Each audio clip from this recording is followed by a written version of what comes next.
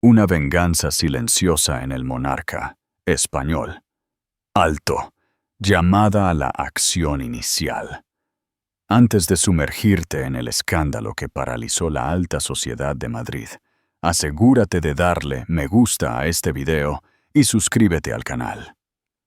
Pulsa la campanita para no perderte las historias de justicia más épicas. Un suntuoso baile de aniversario se convirtió en un juicio público. La traición de un marido, Marcos Durán. Y el golpe final. El discurso cruel y victorioso de su amante, Elena Reyes, ante la élite de la ciudad. «Ahora es mío, Emilia», susurró, mostrando un anillo de compromiso con un diamante tan grande como una lágrima. «Y estamos esperando un bebé». Emilia Vega, la esposa, se quedó sola, con su mundo hecho pedazos en medio de los dedos acusadores y el juicio silencioso. Pensaron que estaba destrozada, que estaba derrotada.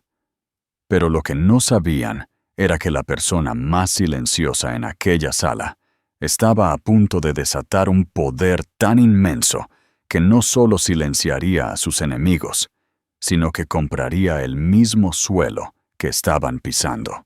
La invitación estaba grabada en papel de mármol grueso, con letras doradas. El señor y la señora Marcos Durán solicitan el placer de su compañía para celebrar 5 años de matrimonio. Para Emilia Vega, sostenerla era como sostener una mentira bellamente elaborada. 5 años. Los 2 primeros habían sido un deslumbramiento de amor, bañado por el sol en la vibrante Barcelona. Marcos, con sus afilados ojos azules y una sonrisa capaz de desarmar a cualquier depredador corporativo, la había cautivado por completo. Era una estrella en ascenso en el mundo de las finanzas globales, un hombre de ambición y encanto magnético. Emilia, una historiadora de arte con una pasión discreta por el retrato del siglo de oro español, era su serena contraparte. Sus amigos los llamaban la pareja perfecta, su impulso, la gracia de ella, su mundo de números y riesgo, su mundo de belleza e historia. Pero el último año se sintió diferente. El oro había comenzado a desprenderse, revelando algo frío y gris debajo. Empezó con pequeños detalles. Las noches tarde en la oficina que olían no a café rancio, sino a un perfume empalagoso y desconocido, algo floral y agresivo, como la prima ruidosa y descarada de un Chanel. Luego vinieron las llamadas telefónicas en voz baja que atendía en el balcón, la pantalla protegida de su móvil, la distancia emocional que se sentía como un abismo abriéndose entre su cama tamaño king. Emilia no era ingenua, pero era creyente en el compromiso. Lo intentó. Sugirió terapia de pareja. Él dijo que estaban demasiado ocupados. Ella planeó fines de semana románticos en el País Vasco. Él tenía una fusión de último minuto que atender. Ella vio las señales, las pequeñas banderas rojas que, cosidas, formaban un estandarte de traición. Sin embargo, se aferró a la esperanza de que esto era una tormenta, no un cambio en el clima de su matrimonio. La fiesta de aniversario fue idea de Marcos. «Necesitamos mostrarles a todos que estamos más fuertes que nunca, Eli», dijo con voz demasiado brillante, su mano en la espalda de ella con un gesto demasiado teatral. «Reserva el gran salón La Serenísima del Hotel El Monarca en Madrid. Lo haremos a lo grande. Una celebración para nosotros». Emilia supo lo que realmente era. Una campaña de relaciones públicas. Los rumores comenzaban a circular en su círculo social de élite. Los susurros la seguían en los almuerzos benéficos. Recibía miradas de lástima en el club de campo.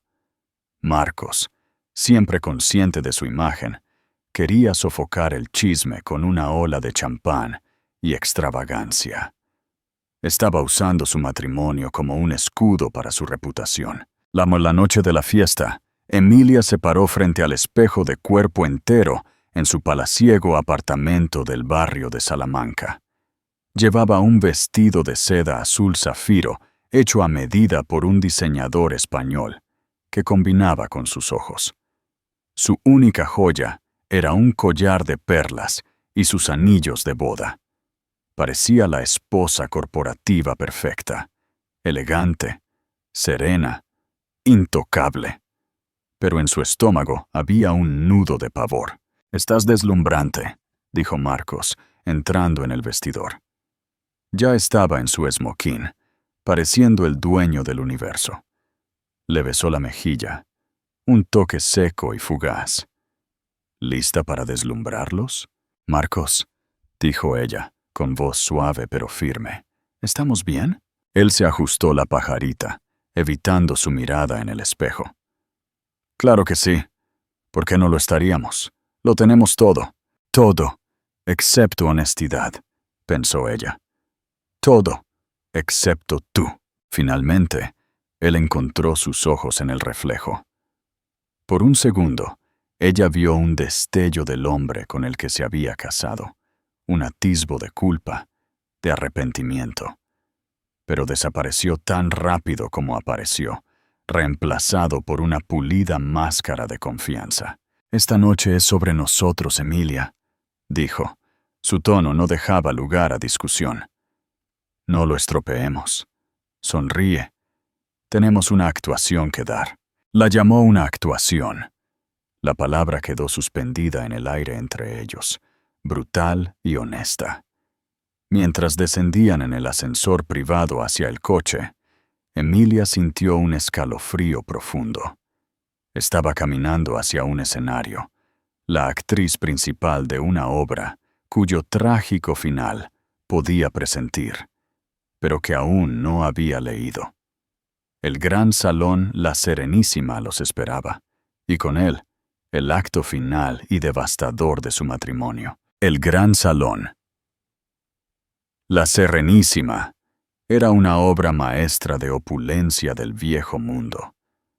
Arañas de cristal, cada una del tamaño de un coche pequeño, goteaban luz sobre un mar de invitados exquisitamente vestidos. El aire vibraba con charlas educadas, el tintineo del cristal de Baccarat y las suaves melodías de un cuarteto de cuerda tocando albéniz. Camareros con chaquetas blancas impecables se abrían paso entre la multitud con bandejas de champán y canapés. Era una escena de perfección calculada, tal como Marcos lo había planeado. Él estaba en su elemento, moviéndose de grupo en grupo, estrechando manos con magnates bancarios y riendo con las reinas de sociedad. Emilia estaba a su lado, una sombra elegante. Su sonrisa era practicada y sus ojos no delataban nada. Aceptó cumplidos sobre su vestido, sobre los impresionantes arreglos florales, sobre su hermoso matrimonio. Cada palabra de elogio se sentía como una pequeña y afilada piedra golpeando su corazón. Estaba hablando con doña Carmen de la Garza, la indiscutible abeja reina de su círculo social, cuando la atmósfera en la sala cambió. Fue un cambio sutil al principio, una ola de susurros que comenzó cerca de la gran entrada y se extendió por la multitud como un contagio. Las cabezas giraron, las conversaciones se interrumpieron. Emilia siguió la mirada de todos. De pie en el gran arco de entrada, había una mujer que era la antítesis completa de la elegancia discreta de Emilia. Llevaba un vestido rojo Ferrari que se ceñía a cada curva, con una abertura que subía peligrosamente por el muslo. Su cabello era una cascada de rizos negros. Sus labios estaban pintados de un rojo desafiante a juego. Era despampanante, pero de una manera que gritaba por atención. Emilia sintió un escalofrío frío y enfermizo de reconocimiento. Había visto ese rostro antes, en una foto etiquetada en las redes sociales de Marcos, de un viaje de negocios a Marbella, una foto que él había quitado apresuradamente. Esta era Elena Reyes. Elena escaneó la sala con la mirada depredadora de una pantera, sus ojos aterrizando en Marcos. Él estaba en medio de una risa con el senador, pero el sonido murió en su garganta. El color se drenó de su rostro, dejando una palidez de pánico puro. Por un momento, el dueño del universo pareció un niño aterrorizado, atrapado con la mano en la caja de galletas. Elena comenzó a moverse entre la multitud, un tiburón deslizándose por el agua. Los invitados se apartaron para ella, su curiosidad mezclada con una deliciosa sensación de escándalo inminente. No miró a nadie más. Su enfoque estaba enteramente en Marcos, y por extensión, en Emilia. Marcos, cariño. Ronroneó al llegar a ellos, su voz lo suficientemente alta para que todos los que estaban cerca escucharan. Ignoró por completo a Emilia, colocando una mano perfectamente manicurada en el pecho de Marcos. No podía soportar la idea de que celebrara sin mí. Las cejas de doña Carmen se dispararon. El senador de repente encontró una necesidad apremiante de revisar su móvil. El círculo alrededor de ellos se amplió a medida que la gente se acercaba descaradamente, ansiosa por presenciar la carnicería. Elena, tartamudeó Marcos, con la voz tensa. ¿Qué haces aquí? Esto es un evento privado. Lo sé, dijo ella, su sonrisa una raya roja. Pasó el dedo por su solapa. Pero nuestra relación ya no es exactamente privada, ¿verdad?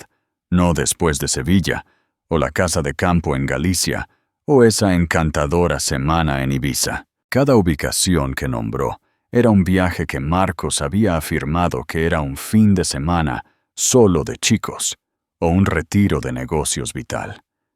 Cada palabra era un puñal que se retorcía en el estómago de Emilia. Los susurros a su alrededor se hicieron más fuertes. Esto ya no era una fiesta, era una ejecución pública. Emilia se quedó congelada, una estatua de mármol en medio del caos. Podía sentir cientos de ojos sobre ella, observando, esperando que se derrumbara, que gritara, que llorara. No hizo ninguna de esas cosas. Una extraña calma glacial se apoderó de ella. El dolor era inmenso, un dolor físico en el pecho. Pero algo más estaba surgiendo junto a él, una rabia fría y clarificadora. Finalmente, miró a su marido, lo miró de verdad. El pánico en sus ojos no era por ella, ni por su matrimonio. Era por su reputación, su imagen meticulosamente elaborada, ahora siendo quemada ante sus ojos. Él no la estaba mirando a ella, estaba mirando a Elena, una mirada frenética y suplicante que decía, «Aquí no, ahora no». Esa mirada le dijo a Emilia todo lo que necesitaba saber. La esperanza a la que se había aferrado tontamente se evaporó. Esto no era una tormenta. El clima había cambiado para siempre, y ella estaba de pie en el corazón helado de un nuevo y desolado invierno. Elena finalmente dirigió su atención a Emilia. Sus ojos, oscuros y triunfantes, recorrieron el vestido de zafiro de Emilia con desprecio. «Así que tú eres la esposa», dijo, con su tono goteando simpatía fingida. «Emilia, Marcos me ha contado tanto sobre ti. Es un placer conocer finalmente a la mujer a la que estoy reemplazando». El cuarteto de cuerda había dejado de tocar. El silencio que llenó el gran salón era denso y pesado, roto solo por los susurros frenéticos y emocionados de los invitados. Elena Reyes había capturado a su audiencia y claramente se estaba regodeando en el centro de atención. ¿Reemplazándome? La voz de Emilia fue sorprendentemente firme. una nota baja y clara en la cacofonía de los chismes. No fue el chillido histérico que la multitud había esperado. La sonrisa de Elena se amplió, una curva cruel y autosatisfecha. «No te hagas la tonta, es impropio. Toda esta farsa», agitó una mano despectiva, señalando la opulenta sala. «Se acabó. Marcos y yo estamos enamorados». Marcos, finalmente encontrando algo de su voz, intentó intervenir. «Elena, este no es el momento ni el lugar». Él extendió la mano para agarrar su brazo, pero ella se lo quitó. «No te atrevas», le siseó, su voz un susurro venenoso que aún se transmitía en el aire cargado.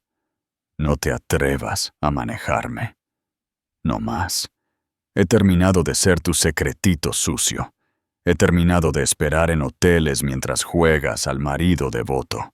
Se volvió hacia Emilia, sus ojos brillando con la malicia de una vencedora. Este era su momento, la culminación de meses, tal vez años de intrigas. Ella no solo estaba aquí para reclamar a Marcos, estaba aquí para borrar a Emilia. «Él no te ama, ¿sabes?», continuó Elena, acercándose, invadiendo el espacio personal de Emilia. «Puede que te respete, puede que te tenga cariño como se le tiene cariño a un sillón viejo y cómodo, pero no te desea. No lo ha hecho en años. Viene a mí por pasión, por vida, por una mujer que entiende lo que necesita un hombre como él». Emilia permaneció en silencio, su postura impecable. Mantuvo la mirada de Elena, negándose a darle la satisfacción de apartarla. Dentro, su corazón martilleaba contra sus costillas, cada latido un doloroso recordatorio de los 5 años que había dedicado a un hombre que ahora estaba allí, paralizado, mientras ella era desmantelada sistemáticamente en público. «Probablemente te estés preguntando, ¿por qué ahora?», dijo Elena, bajando la voz a un tono conspirador pero teatral. «¿Por qué elegí esta noche, tu noche especial, para hacer mi entrada?» Hizo una pausa para un efecto dramático, dejando que la anticipación creciera. Luego, lenta y deliberadamente, levantó su mano izquierda. En su dedo anular había un enorme diamante canario, tan grande y chillón que parecía pertenecer a una exhibición de roca volcánica. Era un contraste evidente y escandaloso con el elegante y discreto juego de boda de platino de Emilia. «Marcos me pidió que me casara con él la semana pasada en París», anunció Elena. Un jadeo colectivo recorrió la sala. «Solo ha estado esperando el momento adecuado para decírtelo». Marcos parecía lívido. «Bella, eso no es... No lo hicimos». «Cállate, Marcos», espetó Elena, sin siquiera mirarlo.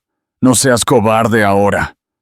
Volvió a mirar a Emilia, su expresión una mezcla tóxica de lástima y triunfo, y luego asestó el golpe final devastador. «Hay más», dijo, colocando una mano protectora sobre su vientre plano, un gesto universalmente entendido.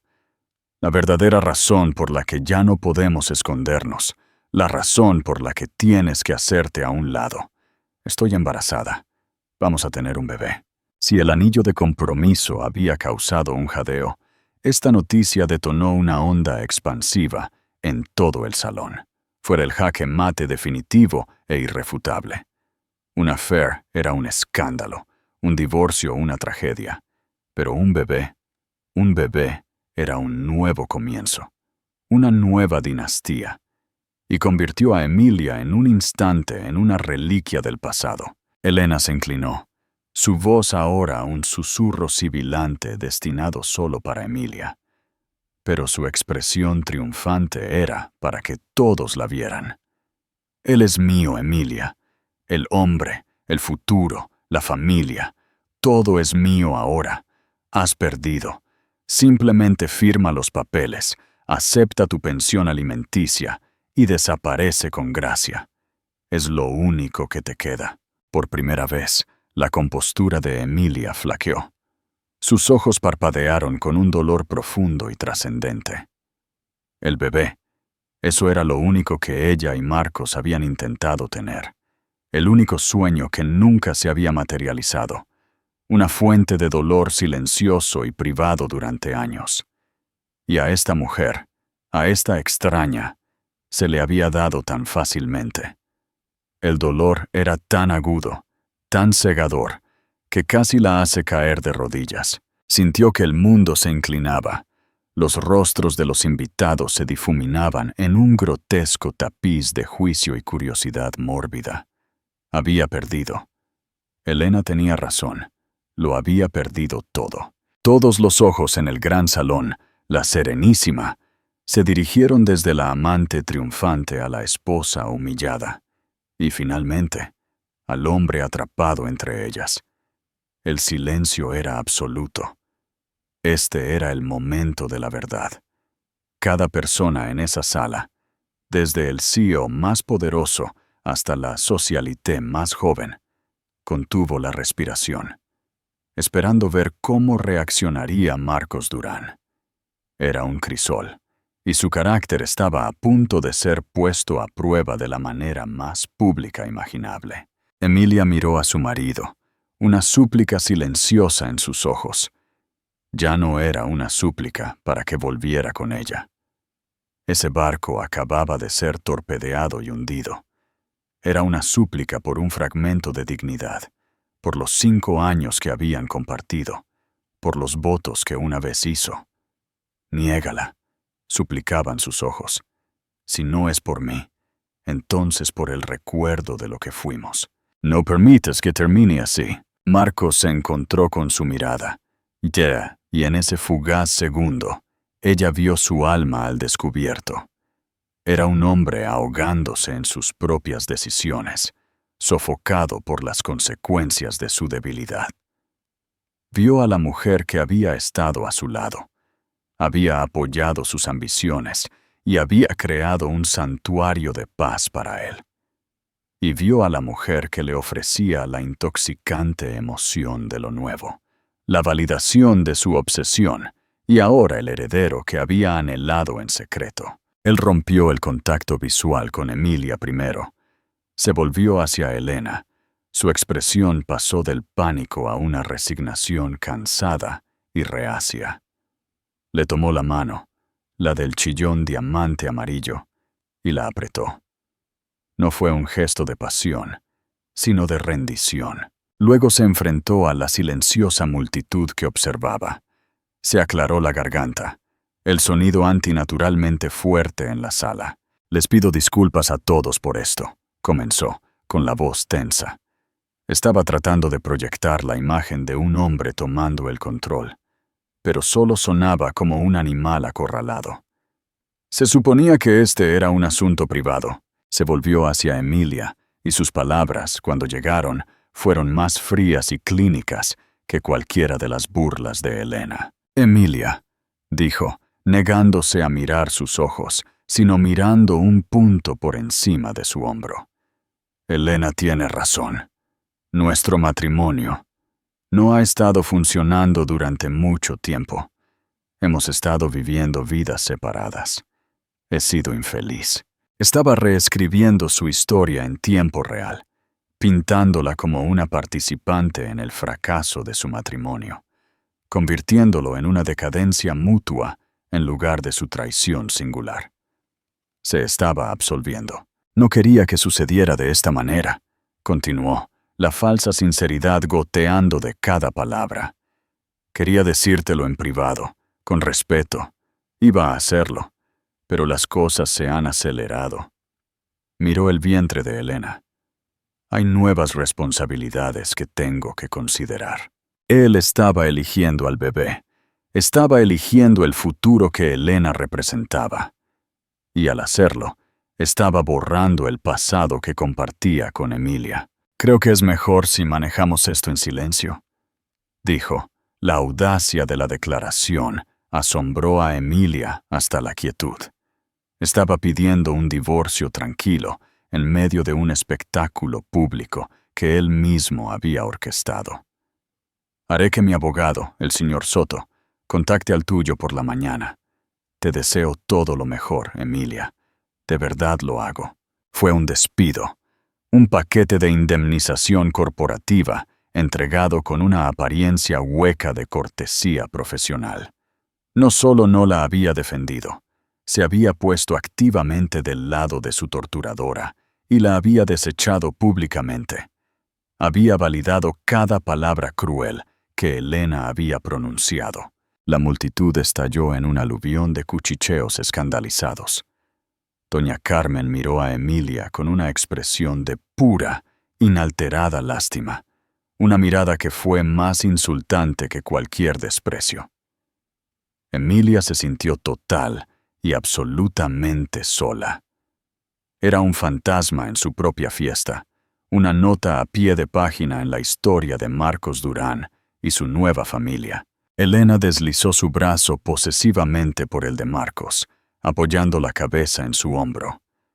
Miró a Emilia por encima de su esmoquín, sus ojos brillando con una victoria absoluta e incuestionable.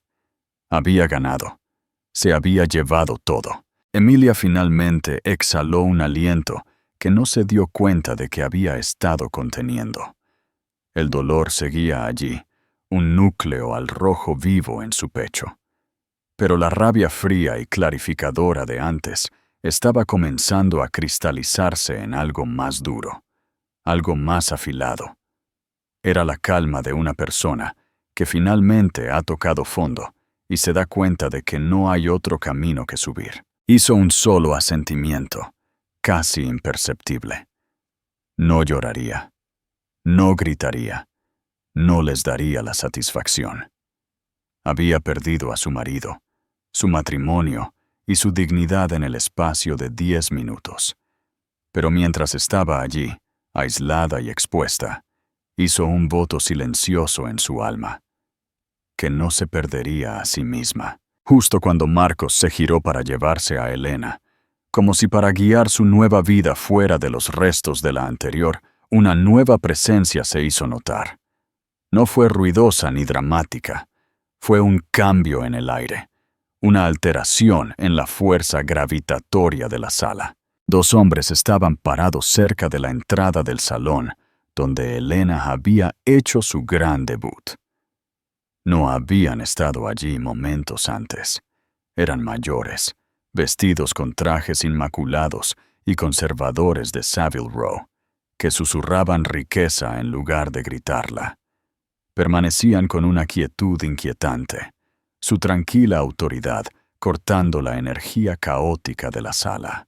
El hombre de enfrente tenía unos 60 años, con una melena de pelo plateado y ojos del color de un cielo invernal. Afilados, inteligentes y, en ese momento, llenos de una furia glacial.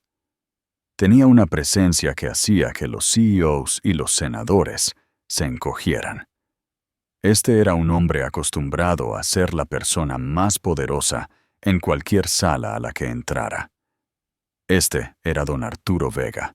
A su lado y ligeramente detrás estaba un hombre más joven, claramente su hijo, con los mismos ojos penetrantes, pero una complexión más atlética y una mandíbula apretada en una línea de rabia protectora.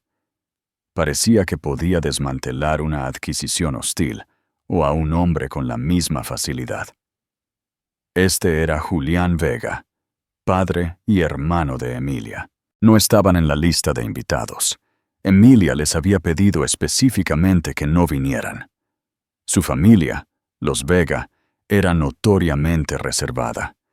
Eran una dinastía de dinero antiguo de Bilbao, su imperio construido durante generaciones en logística marítima y capital privado.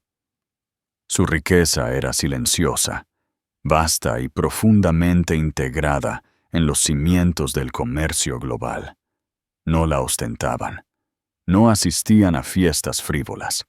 Valoraban la privacidad y la integridad por encima de todo, razón por la cual el matrimonio de Emilia con el ambicioso Marcos Durán, el nuevo rico, siempre había sido un punto de silenciosa preocupación para ellos. «No queremos inmiscuirnos en tu vida, cariño», había dicho su padre. «Este es tu mundo, pero si alguna vez nos necesitas, estamos a una llamada de distancia». Ella no había hecho la llamada, pero alguien debió hacerlo. Quizás su asistente Clara, que había estado con ella durante años y era ferozmente leal. No importaba. Estaban aquí. Los ojos de don Arturo Vega recorrieron la sala, asimilando la escena con una calma analítica practicada. Vio a la amante triunfante aferrada al brazo de su yerno. Vio las miradas de lástima y juicio de los invitados, y vio a su hija parada sola, serena y entera, pero con un universo de dolor en sus ojos. Su expresión se endureció. La furia en sus ojos se solidificó en algo frío y absoluto. Comenzaron a caminar hacia adelante. Al igual que Elena, se abrieron paso entre la multitud, pero por una razón completamente diferente. La gente no se movía de su camino para ver mejor un escándalo. Se movían por un sentido instintivo, casi primario, de deferencia. Los susurros ondularon por la sala nuevamente, pero estos eran diferentes. «¿Es ese don Arturo Vega?», murmuró un gestor de fondos a su esposa. «¿Arturo Vega? ¿Qué hace aquí? Pensé que nunca salía de Bilbao», susurró ella. «Durán debe estar más conectado de lo que creía». Marcos y Elena detuvieron su triunfante salida. Marcos se giró, y su rostro ya pálido se puso blanco como el yeso. Solo se había reunido con don Arturo Vega 2 veces. Una, para pedir la mano de Emilia, una reunión que se sintió más como una declaración jurada. Y otra, en la boda. Sabía a nivel intelectual que su suegro era un hombre poderoso, pero nunca había comprendido la verdadera escala de ese poder. Él había visto a los Vega como arcaicos y recluidos, una reliquia de una época pasada. Los había subestimado fatalmente. Arturo y Julián no se detuvieron en Marcos. Caminaron directamente hacia Emilia. Arturo extendió la mano y tomó la de su hija, su agarre firme y tranquilizador. Julián se paró a su otro lado, una guardia silenciosa y formidable. Formaron un muro protector a su alrededor. «¿Estás bien, Emilia?», preguntó Arturo, su voz baja y tranquila. Solo para ella. Emilia levantó la vista hacia su padre, y por primera vez esa noche, sintió que el hielo alrededor de su corazón comenzaba a resquebrajarse. Una sola lágrima trazó un camino por su mejilla. «No», susurró, su voz rompiéndose con una sola palabra. «Pero lo estaré». Arturo le apretó la mano. «Sí, lo estarás». Luego dirigió su mirada, ahora desprovista de cualquier calidez, hacia Marcos. No levantó la voz. No tenía por qué hacerlo. El mero peso de su desaprobación era sofocante. «Durán», dijo, el nombre sonando como un insulto. «Has hecho que mi hija se sienta no deseada. En su propia fiesta de aniversario, frente a sus amigos, has traído a esta persona vil a su vida y la has humillado». Le dio a Elena una mirada de tal desdén profundo que ella retrocedió físicamente. «Señor Vega, señor», comenzó Marcos, con la voz quebrada. «Esto es un malentendido. Es un asunto familiar privado. No hay nada privado en esta sala», declaró Arturo rotundamente. «Y dejaste de ser familia hace aproximadamente 15 minutos. Has cometido un error de cálculo catastrófico». Elena, envalentonada por su victoria e ignorante del verdadero poder al que se enfrentaba, se burló. «¿Y quién es usted? Un anciano tratando de defender a su hija acabada. Marcos y yo estamos enamorados. Vamos a tener un bebé. No hay nada que usted pueda hacer al respecto». Julián dio un paso adelante. Su expresión era atronadora. Pero Arturo puso una mano restrictiva en el brazo de su hijo. Miró a Elena como si fuera un insecto curioso. «Jovencita», dijo Arturo, bajando la voz a un nivel peligrosamente silencioso. «Has confundido un momento de mal gusto con una victoria de por vida, un error común de los miopes». Luego se apartó de ambos, descartándolos como completamente irrelevantes. Su mirada se posó en un hombre de aspecto apurado en smoking, el gerente general del Hotel El Monarca, el señor Orméndez, que estaba merodeando cerca, retorciéndose las manos. Don Arturo Vega miró al gerente, sus ojos con el frío y duro brillo de un hombre a punto de mover miles de millones de euros con una sola orden. «Usted», dijo Arturo, su voz clara y resonante, cortando el silencio del salón. «Usted está a cargo aquí». El gerente se apresuró a acercarse. «Sí, señor Vega. Un honor tenerlo, señor. ¿Hay algún problema?» La verdadera naturaleza del problema estaba a punto de ser revelada, y era mucho más grande de lo que el señor Méndez podría imaginar. El señor Méndez, el gerente general, prácticamente hizo una reverencia. «¿Un problema, señor Vega?» «Cualquier cosa. Podemos conseguir una escolta de seguridad», terminó, gesticulando vagamente hacia la fuente de la interrupción, Marcos y Elena. Don Arturo Vega levantó una mano, un simple gesto que ordenó silencio absoluto. Ya no estaba mirando a Marcos ni a Elena. Para él, habían dejado de existir. Su enfoque estaba puramente en el lugar, el escenario en el que su hija había sido tan cruelmente humillada. «¿El problema, señor Méndez?», comenzó Arturo, con la voz tranquila y deliberada, como si estuviera discutiendo una alteración menor en una reserva de cena. «Es que este establecimiento, este hermoso salón, ahora estará asociado para siempre con un recuerdo bastante desagradable para mi hija». Hizo una pausa, dejando que la declaración flotara en el aire. La multitud estaba completamente cautivada. Esto era un drama mucho más convincente que cualquier ópera. «La familia Vega no tolera los recuerdos desagradables», continuó Arturo. «Los borramos. O cuando eso no es posible, los adquirimos y cambiamos la narrativa». Un murmullo confuso recorrió la sala. ¿Adquirirlos? ¿Qué significaba eso? Marcos se quedó mirando, con un horror creciente en su rostro. Estaba empezando a comprender el abismo entre su mundo de finanzas apalancadas llamativas y el mundo de poder silencioso y fundacional de la familia Vega. Él construía cosas sobre deudas y especulación. Ellos poseían la base. Arturo dirigió su penetrante mirada de nuevo al gerente. «El holding principal de mi familia es el Grupo Global Vega, KQV. Supongo que su hotel, El Monarca, es parte de la cartera de Sovereign Hospitality». Los ojos del señor Méndez se abrieron en shock. «Sí, señor, lo es». «Eso pensé», dijo Arturo con un asentimiento. «Mi hijo Julián aquí dirige nuestra división de adquisiciones. Ha tenido un ojo puesto en Sovereign durante algún tiempo. Han estado infravalorados desde su último informe trimestral». «Julián, ¿cuál fue la cifra que discutimos?» Julián, que había estado en silencio hasta ahora, habló con la precisión concisa de un cirujano.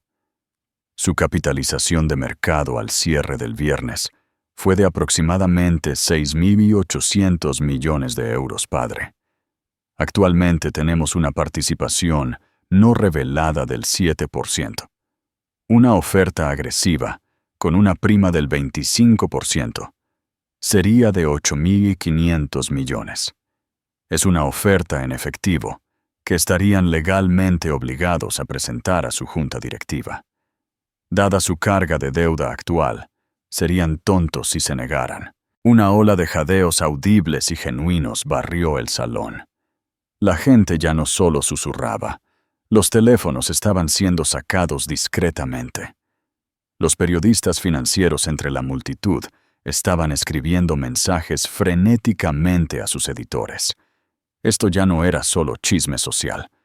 Este era un evento que movía el mercado. Elena parecía completamente desconcertada. ¿De qué está hablando? ¿Comprar un hotel? No puede simplemente hacer eso. Querida, dijo Julián, volviéndose hacia ella con una mirada de lástima. No estamos comprando el hotel. Estamos comprando la compañía que posee el hotel y las otras 37 propiedades de lujo en su cartera internacional. Este edificio es un error de redondeo. Don Arturo Vega volvió a mirar al atónito señor Méndez. Mi asistente personal, el señor Campos, ha estado al teléfono durante la última media hora con el presidente de la Junta de Sovereign. Acaban de ser informados de nuestra inminente oferta pública de adquisición hostil, que se presentará a la apertura del mercado mañana por la mañana. Sin embargo, para evitar cualquier desagrado, estamos haciendo una oferta directa esta noche por esta propiedad específica. Un pago por adelantado, por así decirlo. Se metió la mano en la chaqueta del traje y sacó no una chequera, sino una simple y elegante carpeta de cuero. La abrió y mostró una sola hoja de papel. Esta es una carta de intención respaldada por una confirmación de transferencia bancaria directa de nuestro banco en Zúrich. Estamos comprando el hotel El Monarca de Madrid, el terreno, el edificio, la marca, todo, con efecto inmediato. El teléfono del señor Méndez vibró en su bolsillo. Lo sacó, con la mano temblando. Miró la pantalla. Su rostro se volvió del color del pergamino blanqueado. Levantó la vista hacia don Arturo Vega, su expresión de asombro y terror puros e inalterados. Acabo de recibir un correo electrónico de nuestro CEO, tartamudeó el gerente. Dice que le demos lo que quiera. La propiedad es suya, señor Vega. Bienvenido a El Monarca. Silencio absoluto y profundo. Se podría haber escuchado una perla caer sobre la gruesa alfombra de Aubusson. Don Arturo Vega asintió levemente, satisfecho. Ahora era dueño del escenario, era dueño del edificio, era dueño de toda la narrativa. Finalmente, dirigió su atención de nuevo a Marcos y Elena, que estaban congelados, sus rostros máscaras de incredulidad. La sonrisa triunfante de Elena se había desvanecido, reemplazada por una confusión con la mandíbula caída. Marcos parecía que su mundo entero acababa de ser liquidado ante sus ojos. Ahora bien, dijo Arturo, su voz tan fría como el corazón de un banquero. Como nuevo propietario de este establecimiento, tengo algunos cambios inmediatos que implementar. Primero, la decoración en este salón es ahora oficialmente de mal gusto. Vamos a renovar. Segundo, tenemos una nueva política con respecto a los invitados no deseados y las alimañas. Miró directamente a Marcos Durán. Tienes 5 minutos para desalojar mi propiedad, tú y tu socia. Después de eso haré que te saquen por invasión de propiedad privada. La palabra invasión quedó suspendida en el aire, un último clavo brutal en el ataúd de la vida social y profesional de Marcos Durán. Ya no era un anfitrión en un lugar prestigioso, era un intruso en la adquisición más reciente de los Vega.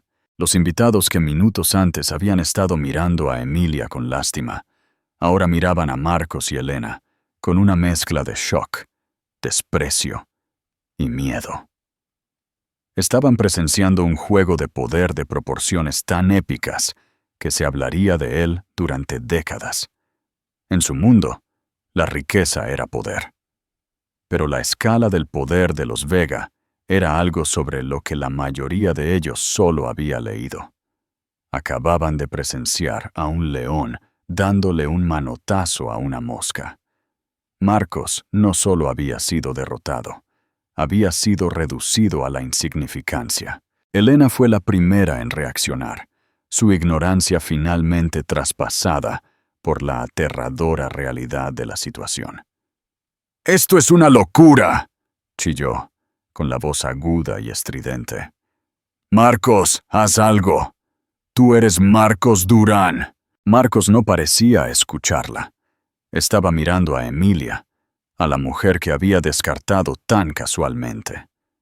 Finalmente la estaba viendo no como su esposa tranquila y modesta, sino como la hija de don Arturo Vega, la heredera de un imperio que él ni siquiera podía comprender. El acuerdo prenupcial que había firmado ahora se sentía como una soga alrededor de su cuello. Era inquebrantable.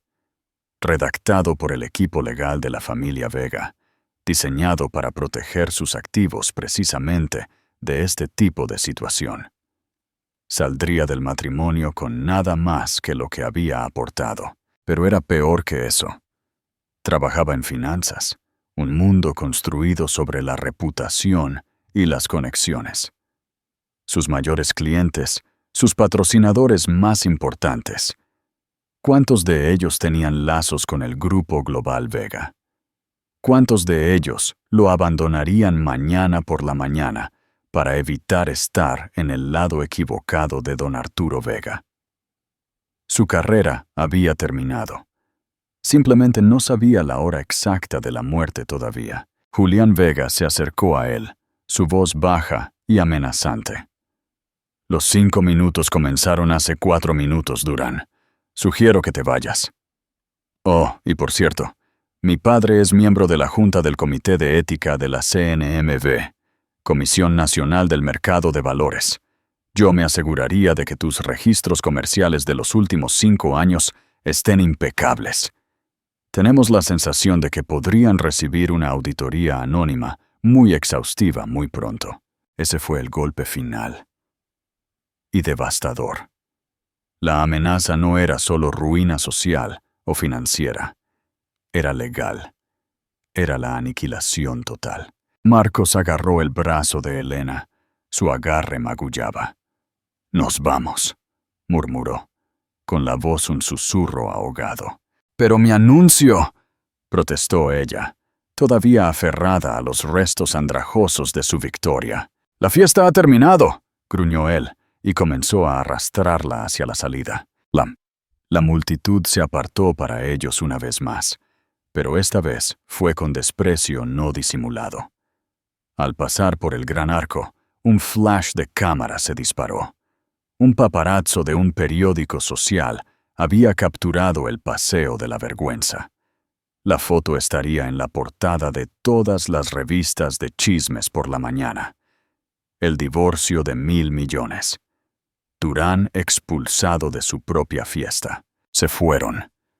La serpiente había sido expulsada del jardín. El salón se quedó en silencio por un momento, y luego sucedió algo extraño. Doña Carmen de la Garza, la reina de la sociedad, caminó a propósito hacia Emilia. No ofreció lástima, ofreció respeto. «Emilia, querida», dijo, su voz llena de una nueva admiración.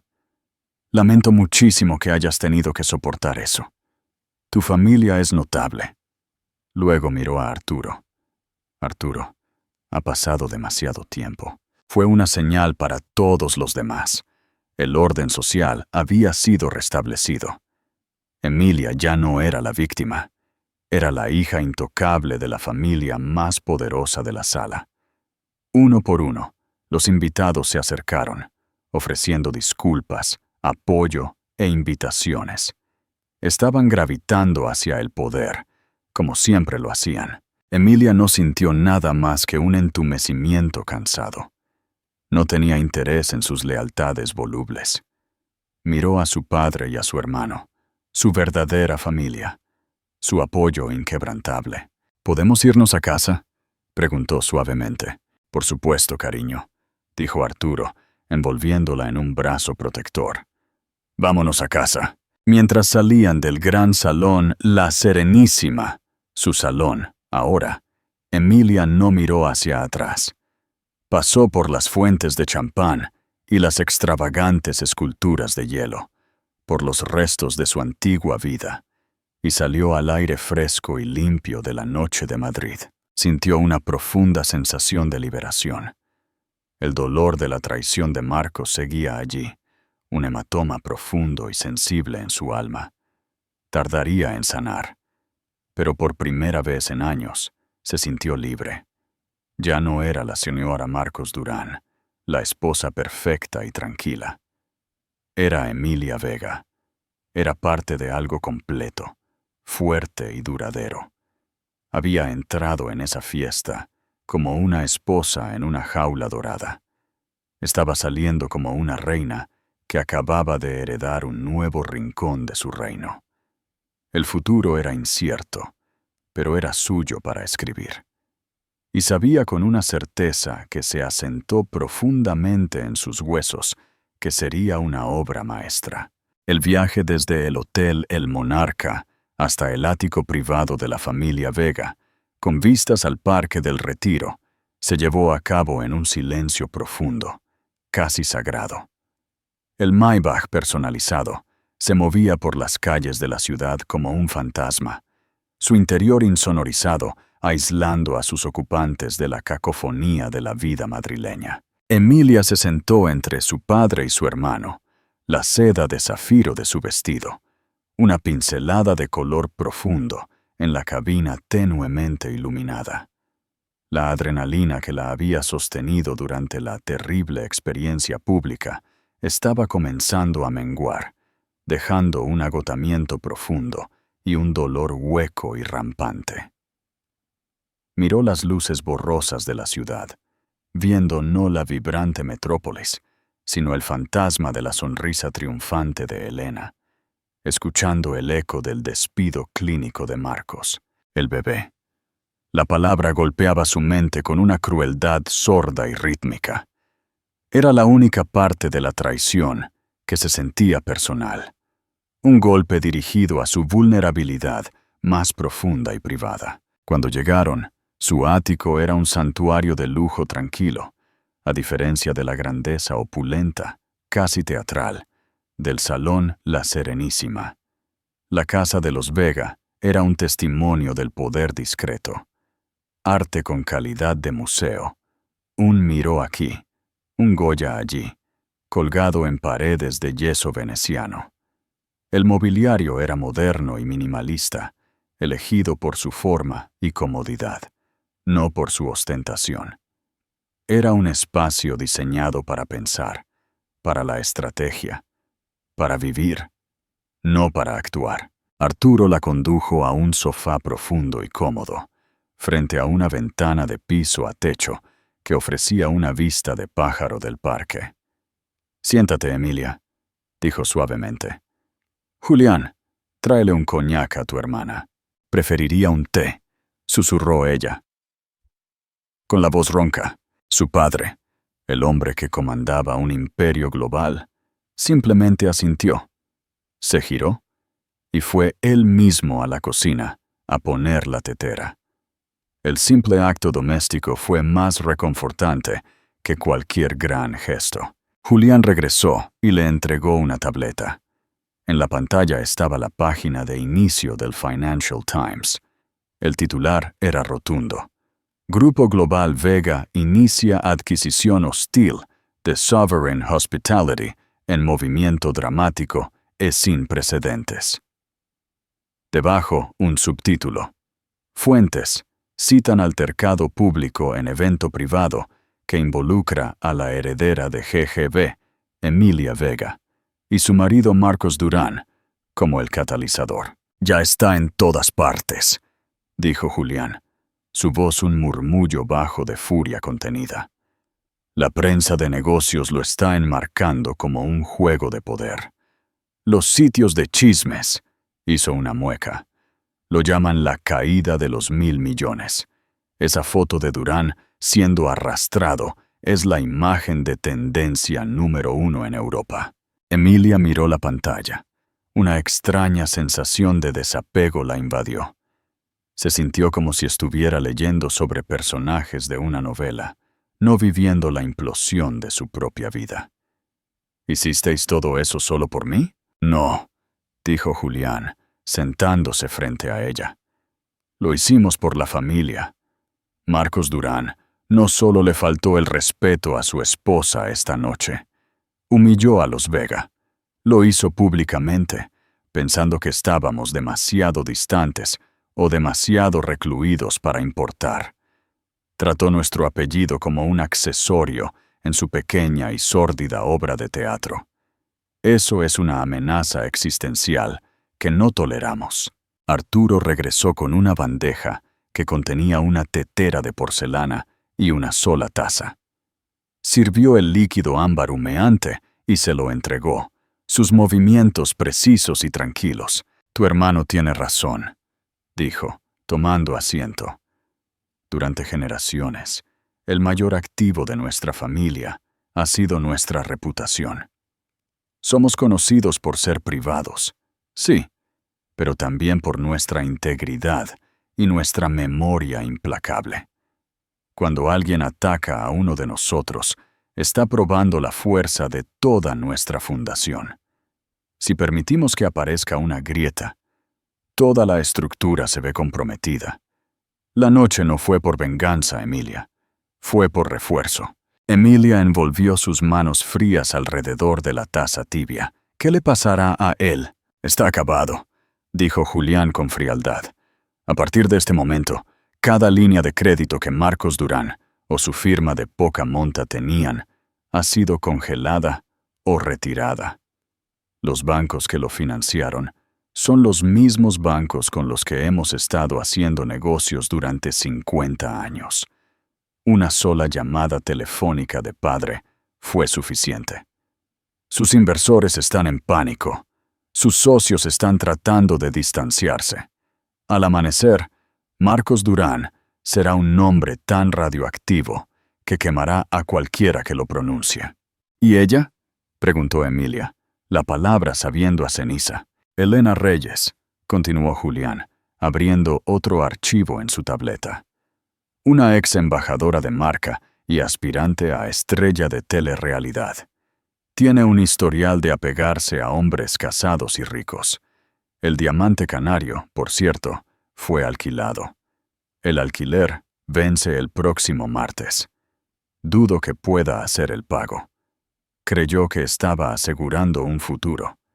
En cambio, se ha atado a un paria con una montaña de deudas y una investigación pendiente de la CNMV. La información fue entregada con precisión quirúrgica, pero no le trajo alegría a Emilia. Era solo un catálogo de ruina. Ella había amado a Marcos. Una vez lo había amado de verdad. Ver la arquitectura de su vida siendo sistemáticamente desmantelada, incluso después de su monstruosa traición, la llenó de una profunda y complicada tristeza. «Padre», dijo mirándolo, sus ojos suplicando comprensión. «El bebé», dijo que estaba embarazada. La expresión de Arturo se suavizó. Extendió la mano y la colocó sobre la de ella. «Y si lo está, el niño será un nieto Vega y se le proveerá. No somos bárbaros, Emilia. El niño es inocente. Pero sus padres han tomado sus decisiones. Sus consecuencias son suyas». En ese momento, Emilia comprendió. El poder de su familia no estaba solo en su capacidad de destruir, sino en su código de conducta inquebrantable. Eran despiadados con sus enemigos, pero protegían a los suyos, incluso a los que aún no habían nacido. Tomó un sorbo de té. El calor se extendió por su pecho. Las lágrimas que había reprimido toda la noche finalmente llegaron, no en un torrente histérico, sino en un chorro silencioso y constante de dolor por el amor que creía tener, el futuro que había soñado y la inocencia que había perdido. Su padre y su hermano no hablaron. Simplemente se sentaron con ella en la ciudadela del silencio, un frente unido, dejándola finalmente romperse para que pudieran empezar a reconstruirla. Pregunta interactiva. Mitad. En este punto, la familia Vega eligió el poder total.